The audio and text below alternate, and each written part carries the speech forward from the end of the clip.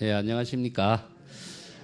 예, 이번 시간에는 교재 237페이지에 보면은 법달이라고 하는 제자가 육조 해능대사를 참문하면서 법화경을 강의했던 자신의 경력을 아뢰면서 법화경의 참된 지혜를 체득할 수 있는 법문을 해능을 통해서 배우는 그 일단이 있습니다.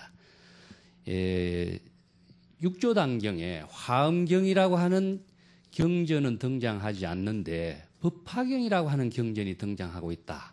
금강경, 법화경, 능가경 이런 경전이 등장하고 있는 것은 사바세계에 있는 중생들을 위해서 불법을 올바른 방향으로 깨달음을 제시해 줄 수 있는 그 교화의 정신에 참된 가치를 제시해 주기 위해서 법화경을 등장시키고 있다고 할 수 있습니다. 중국 불교에서 사실은 법화경이라고 하는 경은 천태종에서 천태법화 사상이라고 이야기하는 것처럼 법화경을 중심으로 해서 천태지가 모든 불교를 통합해서 새로운 실천 철학으로 제시했던 마하지간, 법화문구, 법화현이 이런 좋은 강의력을 만들어냄으로 해서 법화야말로 불교의 가르침 가운데 최상의 경전이다라고 하는 것을 널리 주장을 해왔고 선창을 해왔습니다. 그래서 모든 종파 불교에서 법화 사상이 부처님이 일대사 인연이라고 하는 서가모니 부처님이 이 한 세상에 태어나서 중생을 위해서 법을 설한 그 근본 정신의 모든 본질이 일대사 인연이라고 하는 그 법문을 통해서 제시하고 있는 최상의 가르침이다라고 하는 의미로 모든 종파 불교회를 떠나서 이 경을 중요시 해오고 있습니다. 자, 여기서는 법달이 먼저 해능과의 만남을 통해서 이야기되고 있는 부분을 먼저 살펴보도록 하겠습니다. 237페이지입니다. 법달이라고 하는 스님이 7년간 법화경을 독송해 왔습니다. 그렇지만은 마음이 미혹해서 정법의 그 근본 당처를 잘 알지 못해서 조계산을 찾아와 해능에게 질문을 했는데 저는 일찍부터 모범열하경을 7년이나 독송해 왔습니다만은 그 정법의 참된 가르침의 그 당처를 내가 체득하지 못했습니다. 경전의 이문에 있으니까 대사는 지혜로서 저의 이문을 해결해 주십시오. 이런 법문을 부탁한 거죠.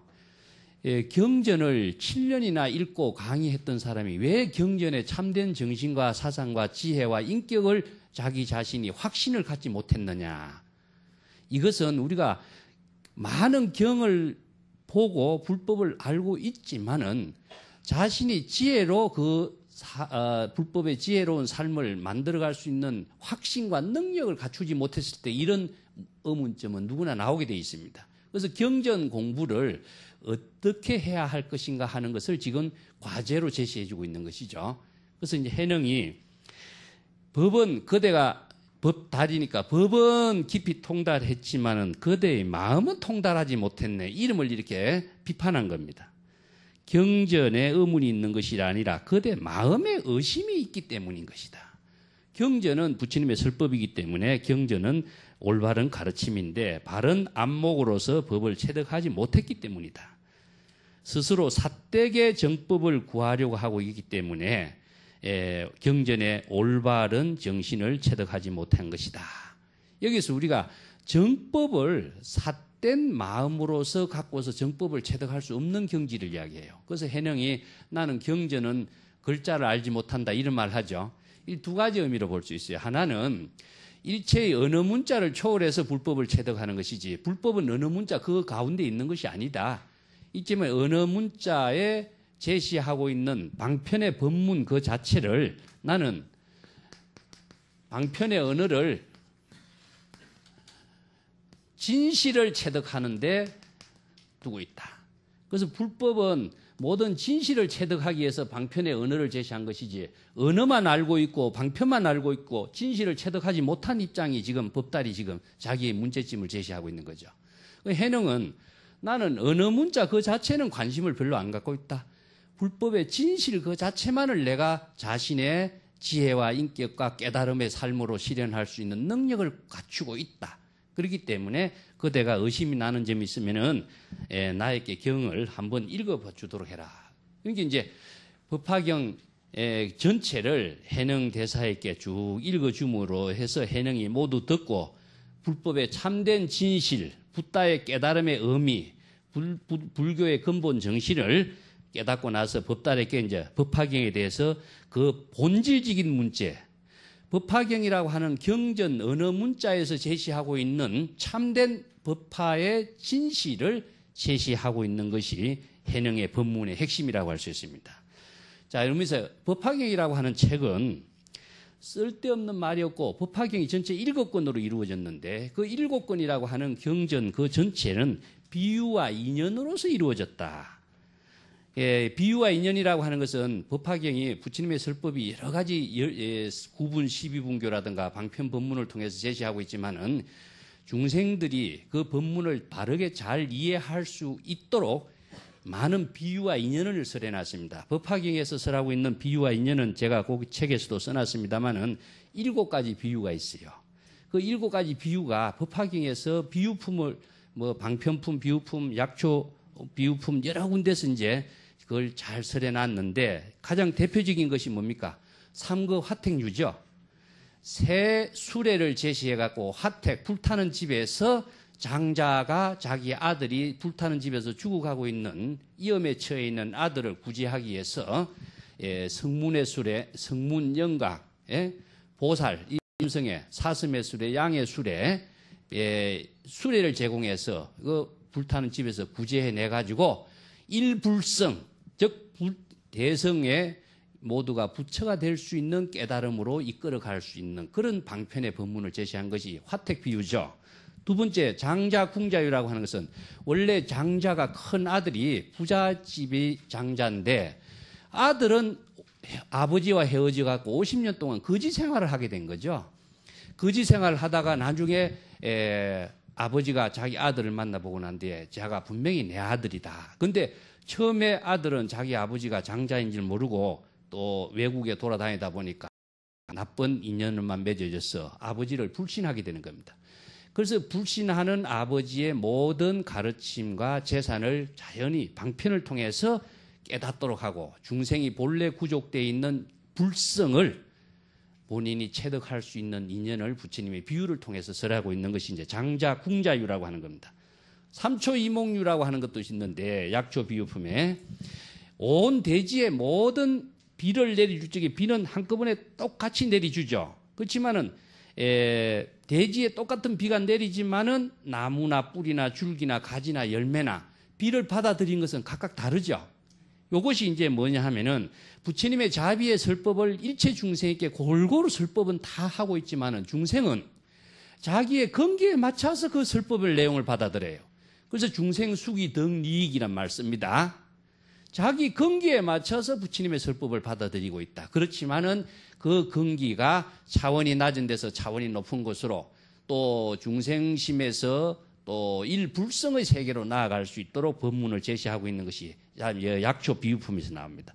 화성유품이라고 하는 것은 또 뭐냐 하면은 부처님이 모든 중생들을 데리고 보물이 있는 곳으로 안내를 하고 인도를 하고 있는데 큰 밀림을 지나가게 됩니다. 이 밀림이라고 하는 것이 제가 수포의 종교라고 이야기하고 있죠. 미혹의 세계, 혼란을 일으키는 세계, 길을 잃어버리는 세계를 말하고 있습니다.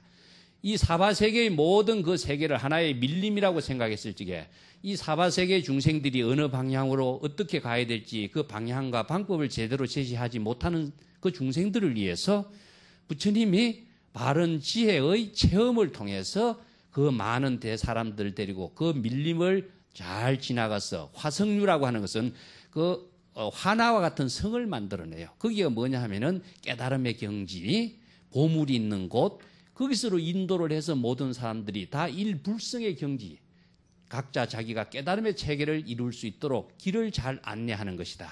부처님이 뭐라고 이야기했냐면은 나는 길을 안내하는 사람이다 그랬습니다. 이런 비유를 통해서 이제 화성유품에 나오고 또 옷 속에 보물이 있다는 비유를 하고 있는데 친구가 오랜만에 만났습니다. 근데 자기가 볼 일이 있어서 친구가 술에 취해서 잠을 자고 있기 때문에 자기는 먼 길을 떠나야 되니까 친구에게 거지같이 생활하고 있는 친구를 위해서 옷 속에다가 보배를 하나 집어넣었어. 네가 이제는 이 보배를 가지고 잘 활용해서 그렇게 거지처럼 살지 말고 이제 좋은 삶을 살 수 있도록 이렇게 해놓고 떠났는데, 친구는 여전히 자기 옷 속에 보배가 있는 줄 모르고 거지 생활을 끊임없이 하고 있는 거예요. 그래서 모처럼 만나고, 이 사람아, 자네가 거지 생활을 벗어날 수 있도록 내가 보배를 하나 넣어준데 왜 그 보배를 쓰지 않았느냐? 보배를 나는 몰랐다는 거다. 자, 여기서 보배는 뭐죠? 우리들이 모두 구족하고 있는 무진장한 만이보지의 보배인데, 우리들이 다 구족하고 있는데 여러분들도 모르고 중생들은 모르고 있어. 왜 모르느냐?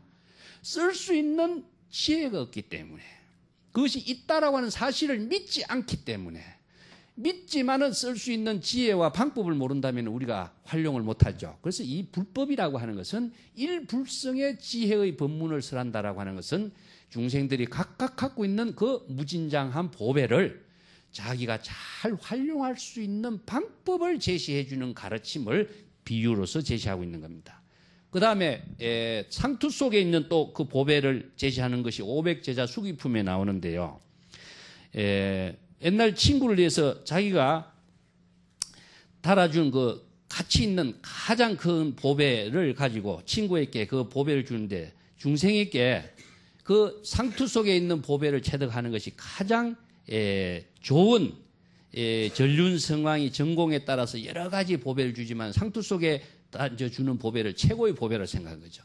이 보배도 마찬가지로 중생들에게 번뇌를 모든 것이 다 물리치고 최상승의 가르침, 일승의 가르침을 체득한 사람은 상투 속에 보배를 체득한 것과 같은 그런 가르침의 그 법문을 제시한 것이 부처님의 비유품이다.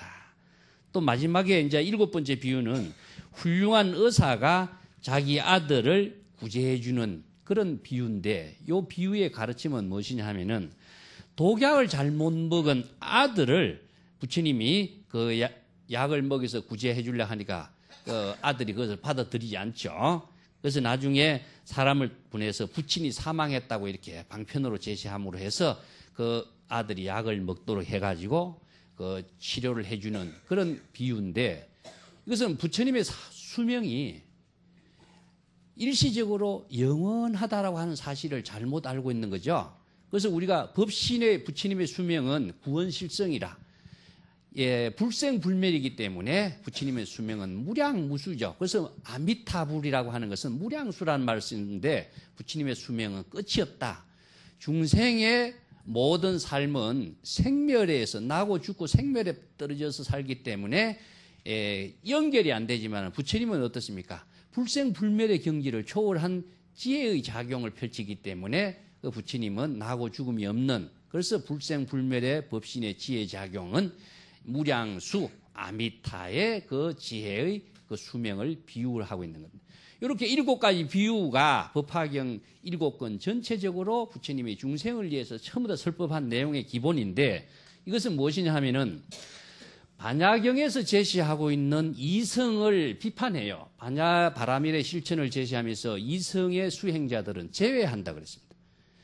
그러니까 반야경에서 제시했던 이성의 수행자는 반야의 바라밀의 법문의 실천을 수용하지 않기 때문에 대성불교의 최상승의 깨달음을 얻을 수 없는 것으로 배척을 했는데, 그렇다면은 문제는 무엇이냐면은 일불성뿐만 아니라 일체 중생을 구제한다라고 하는 원력을 제시해놓고 왜 이성과 성문영각의 수행자들은 배척을 하느냐?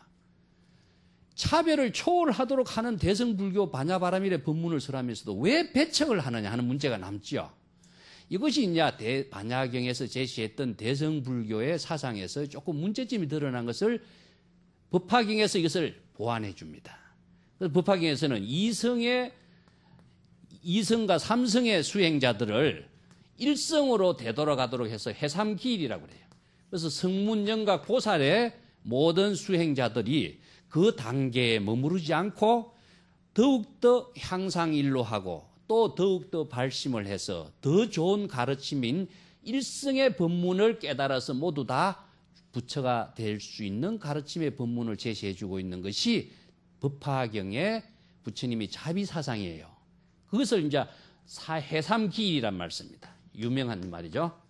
이 성문영각 보살의 모든 사람들이 일불성으로 기일을 하도록 하는 것. 그래서 이제 어떠한 가르침이든지 그 가르침의 단계에 머무르지 않고 부처가 될 수 있는 삶으로 방향을 제시하고 그 인연을 제시해주고 그 가르침을 제시해주는 것이 서가모니 부처님이 화신으로 이 사바세계 중생을 구제하는 그 대자대비의 원력의 행위다.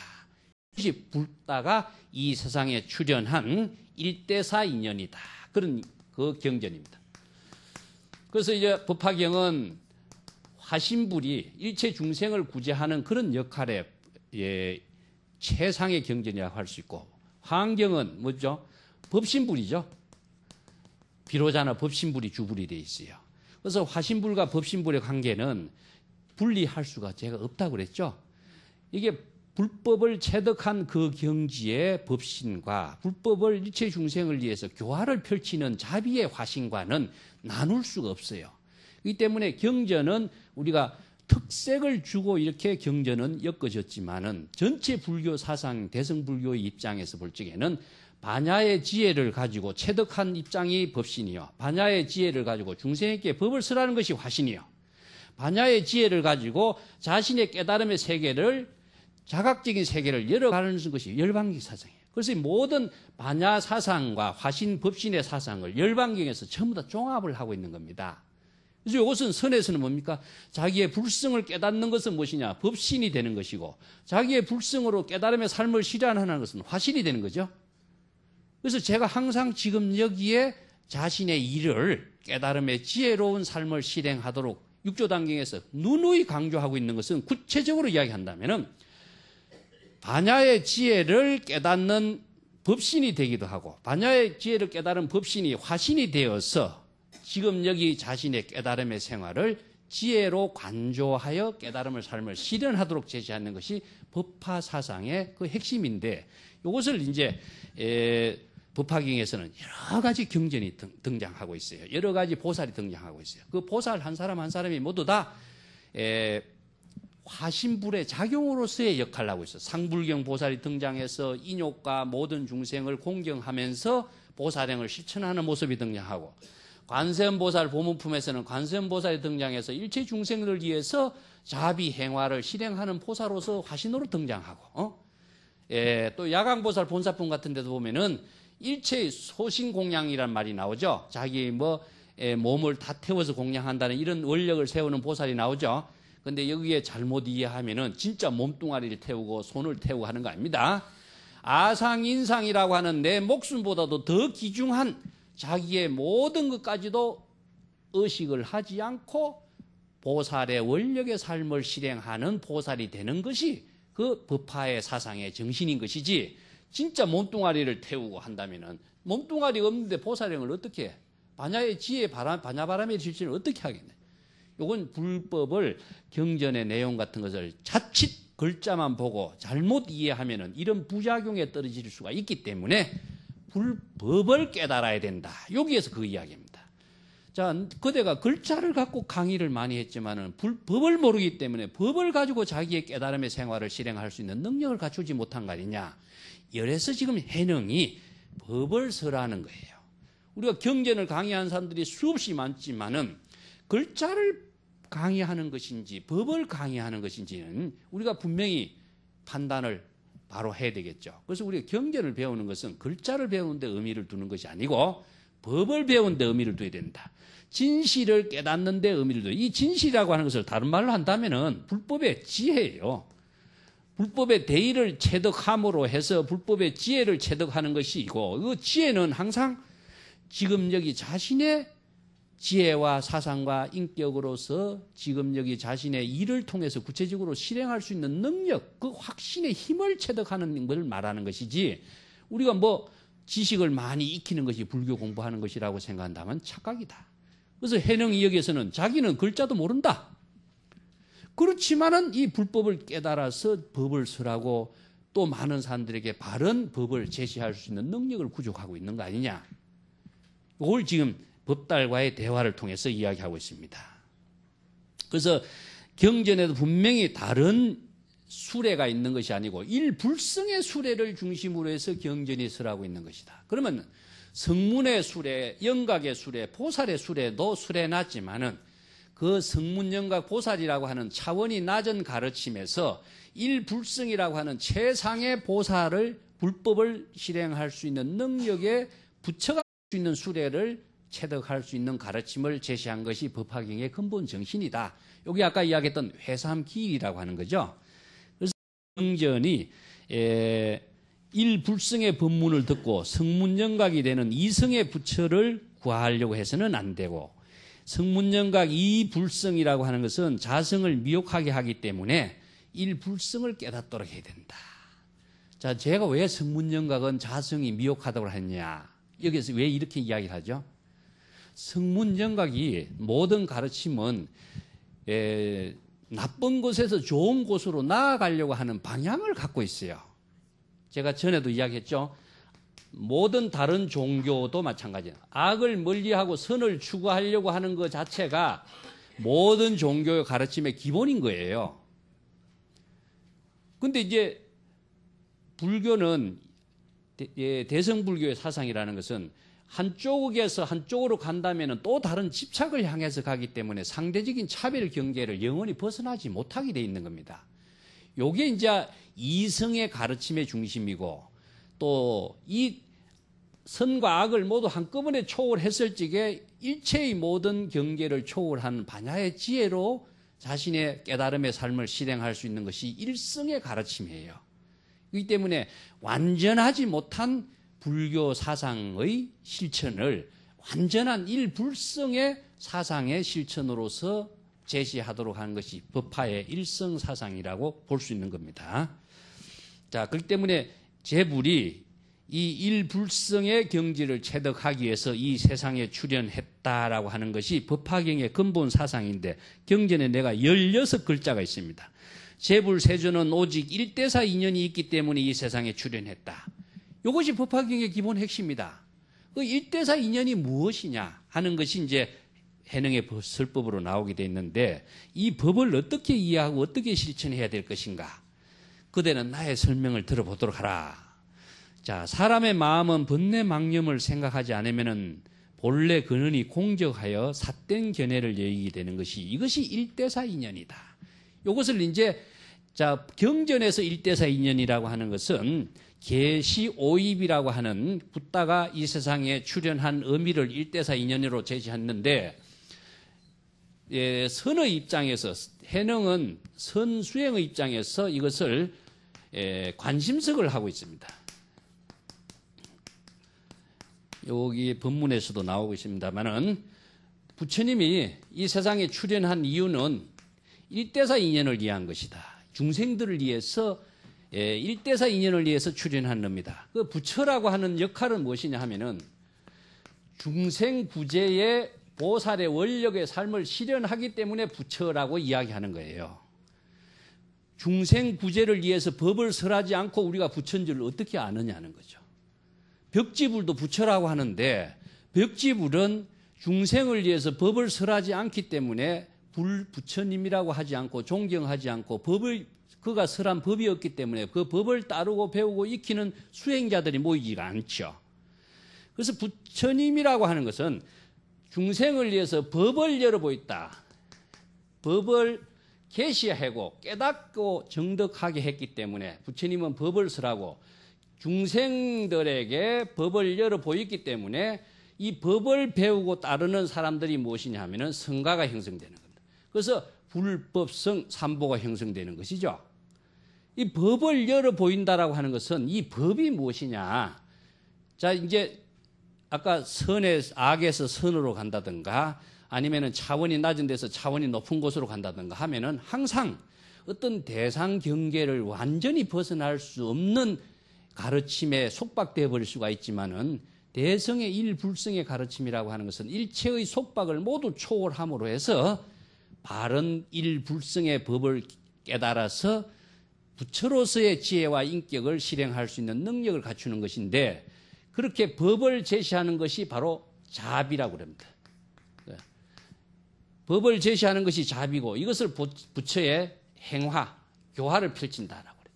그래서 부처님이 중생을 구제한다 하는 말 자체가 법을 열어서 깨달아 정득하도록 해주는 것이 부처님의 구제의 의미예요. 이것이 붓다가 출현한 일대사 인연이다. 이것은 그러면 내가 부처가 되기 위해서는 내가 이런 능력을 갖춰야 되겠죠.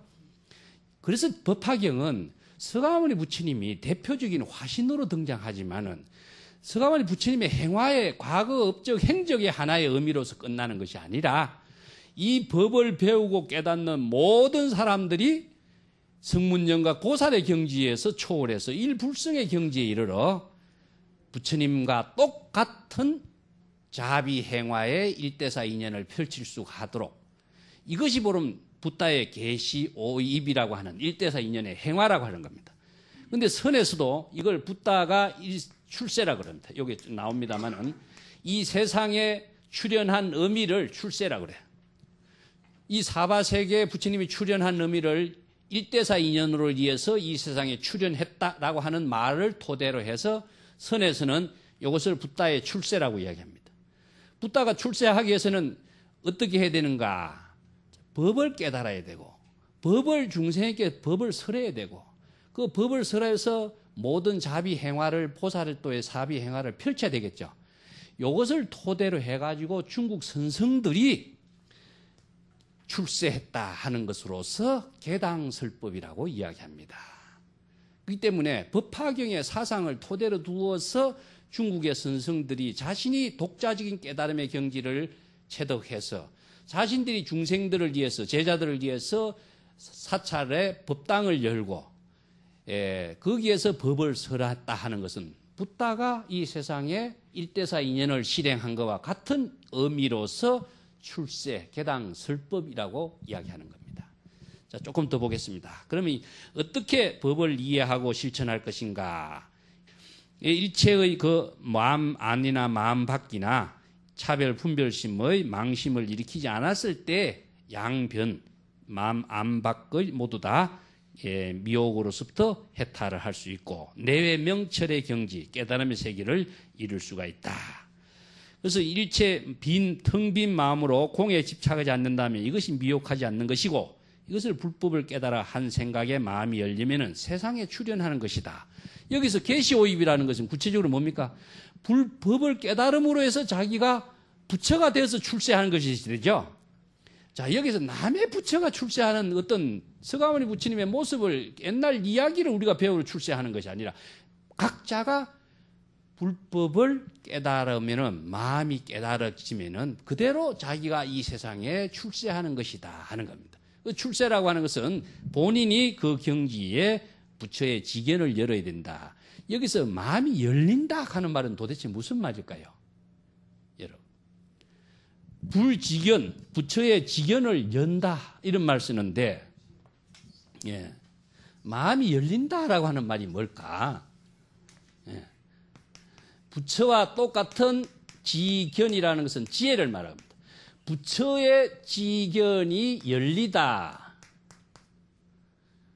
마음이 열리다 하는 것은 마음이 이렇게 형체로서 열리는 건 아니죠.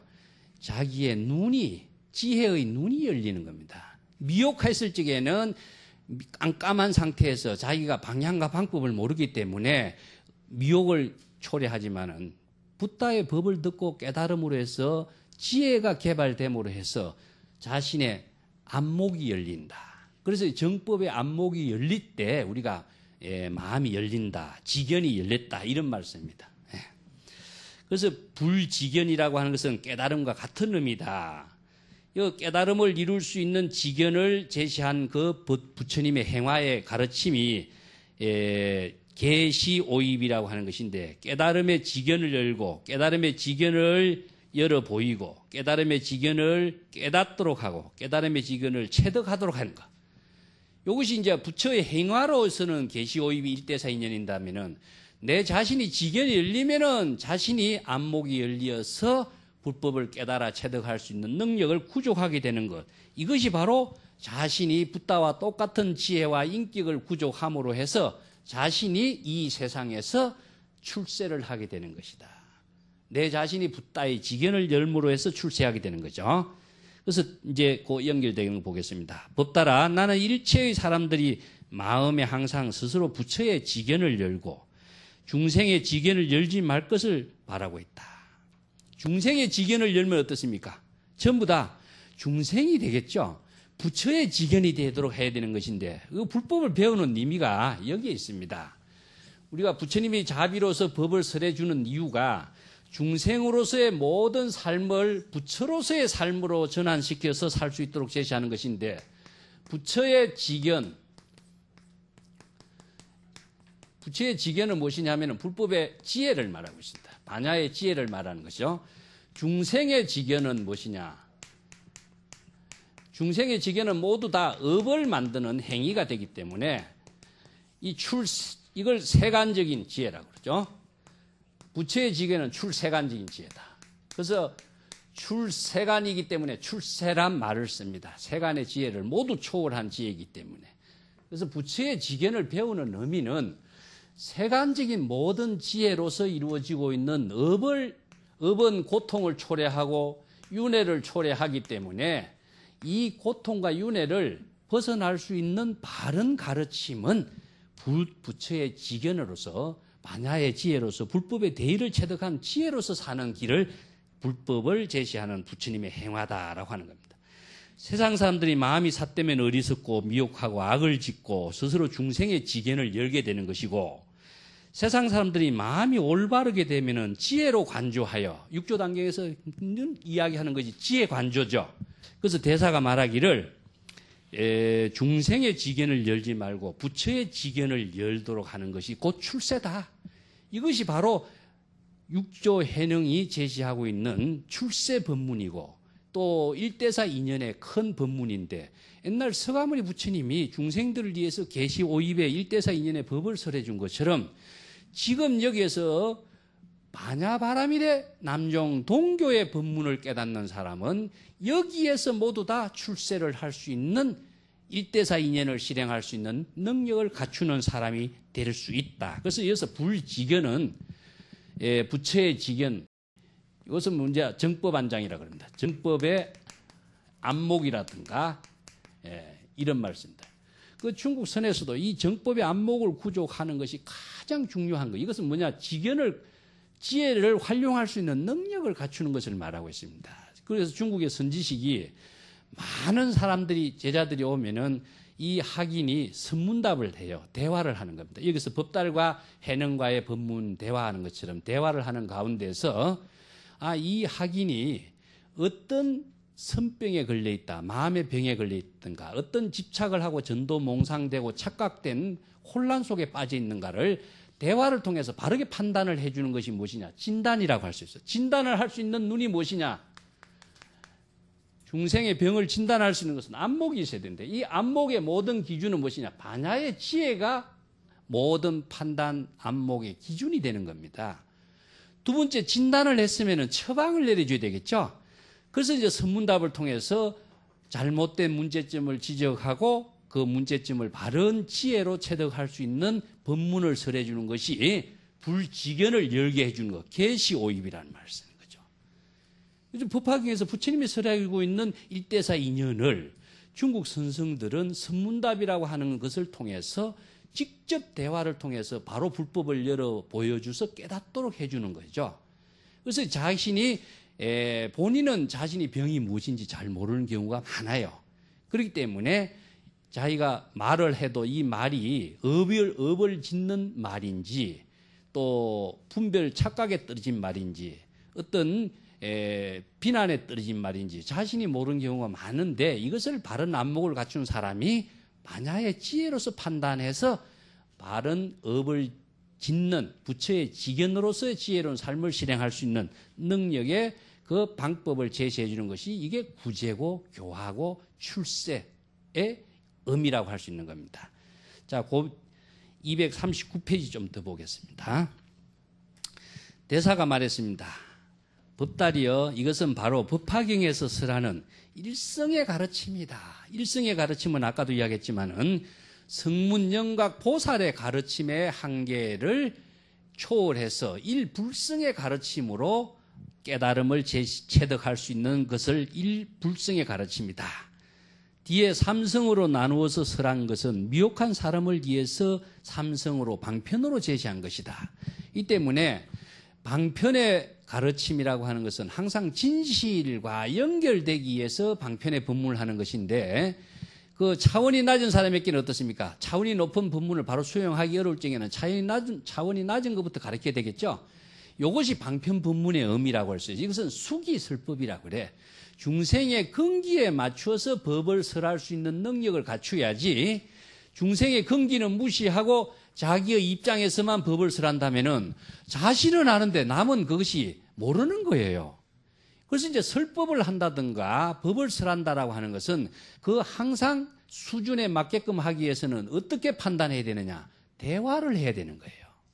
대화를 하지 않고서는 자기가 그 수준을 알 수가 없기 때문에 부처님과 제자들과의 대화, 또 중국 선성들과의 그 대화, 여기에서도 해능과 법달과의 대화를 통해서 자신이 지금 어떤 문제의 한계성에 있는가를 바로 진단을 하고 그것을 바르게 제시해서 깨닫도록 해주는 것이 중생교화의 특징인데 이 대화를 하지 않고서는 알 수가 없죠. 그래서 선에서는 특히 선문답이라고 하는 대화를 중심으로 해서 중생의 근기를 바르게 깨달음으로 제시해 줄 수 있는 법문을 제시하고 있습니다. 여기서도 마찬가지인데 자, 대사가 법달에게 말했습니다. 법달이여 마음으로 실행을 하면은 실천을 한다면은 법화를 굴릴 수가 있지만은 마음으로 깨달아서 실행하지 못한다면은 법화가 마음을 굴리게 된다.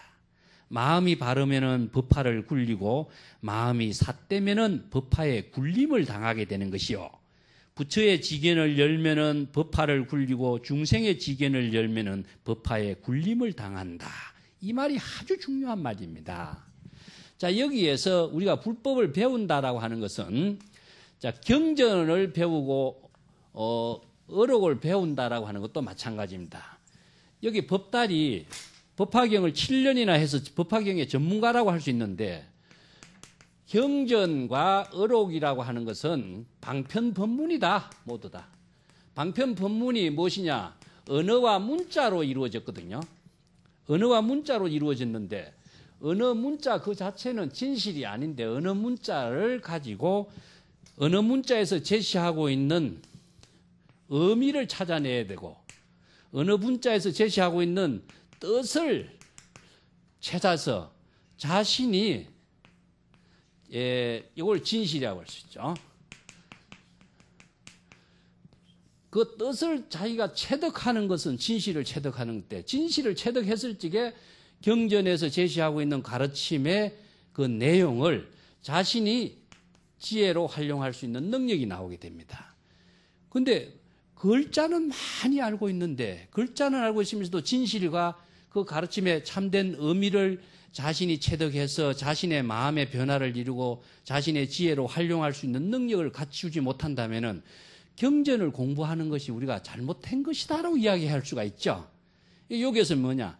경전에 언어 문자에 끄달려서 내가 경전을 본 것이지 경전에서 제시하고 있는 가르침의 참된 의미와 아니면은 그 경전의 정신과 경전의 사상과 경전의 지혜와 아니면 부처님의 인격과 자비의 구체적인 생활 속에서 실행할 수 있는 능력은 얻게 되는 거예요.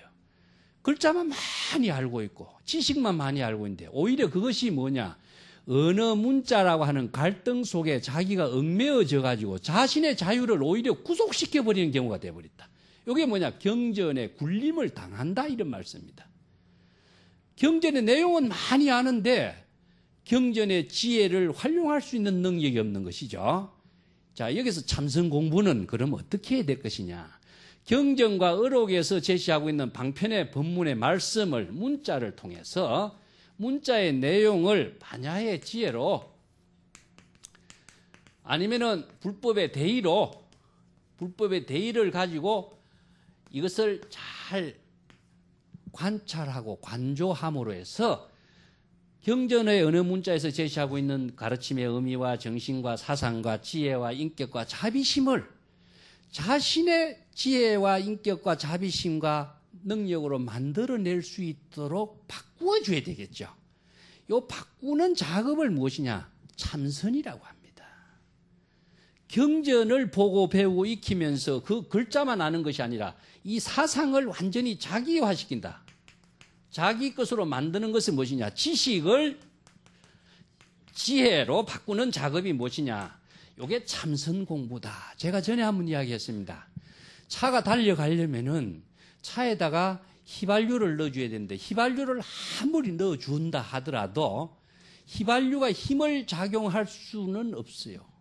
휘발유가 힘을, 차가 움직일 수 있는 힘을 만들어내기 위해서는 휘발유는 엔진에다가 전부 다 불을 떼야 되겠죠. 불을 떼어서 그 힘을 만들어주는 작업을 해주는 것이에요. 그 엔진에서 기름을 불로서 바꿔주는 작업이 무엇이냐? 우리 마음속에서 경전의 지식을 휘발유라고 생각하고 우리의 마음으로서 반야의 지혜라고 하는 이 작용을 마음으로서 활용시켜서 불을 떼주면 어떻습니까?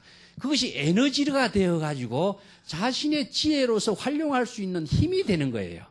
지식을 아무리 많이 갖고 있어도 그 활용할 수 있는 능력이 없으면은 지식의 숲에서 갈등 속에서 자기가 모든 자유를 잃어버리기는 그런 부작용이 나올 수가 있다. 지금 법달이 경전은 잘 알고 있지만은 자기가 지금까지 경전의 어느 문자에 걸려서 구속이 되어서 경전의 참된 지혜와 사상과 인격과 자비심을 자기의 지혜로 활용할 수 있는 능력이 없었다.